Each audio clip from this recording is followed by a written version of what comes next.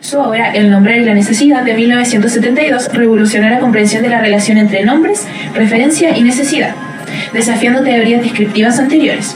Trabajando en una variedad de teorías en campos de la filosofía, sus ideas han contribuido a cuestionar nociones tradicionales de cómo adquirimos el conocimiento y el cómo obtenemos y procesamos el aprendizaje.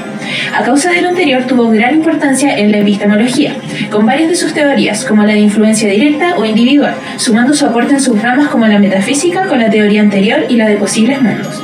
Asimismo, también el lenguaje con la relación que hay entre las palabras y los objetos que denotan. En la teoría de referencia directa, los nombres propios no se refieren a descripciones, etiquetas o propiedades, sino a individuos específicos. No dependen de una descripción que los identifique. Esta idea ha tenido un gran impacto en la semántica y la teoría del significado. Desafía la visión tradicional sobre que los mismos son una forma de etiquetaje que utilizamos para identificar cosas, sino que son para individuos específicos en el mundo. Ejemplo, la palabra sol, sabemos lo que es con el nombre sin necesidad de una mayor descripción.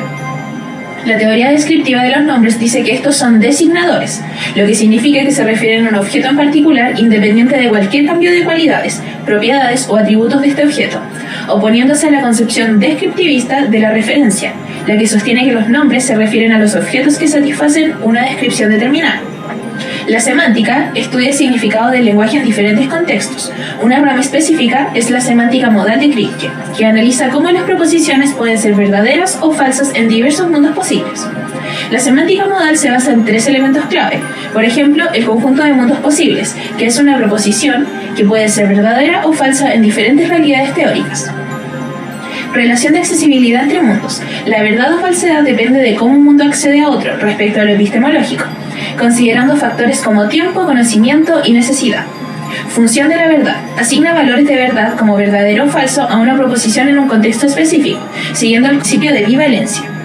Kripke demostró la complejidad de la lógica modal mediante la semántica de mundos posibles, generando una crisis en la interpretación de adverbios modales. Bajo su enfoque, necesariamente, significa verdad universal e incondicional en todos los mundos accesibles. Posiblemente significa verdad condicional en al menos un mundo accesible. El significado de estos términos no es fijo, sino dependiente de la relación de accesibilidad entre mundos. ¿Cómo se relacionan los nombres propios con la referencia y el significado? Reacción contra el descriptivismo.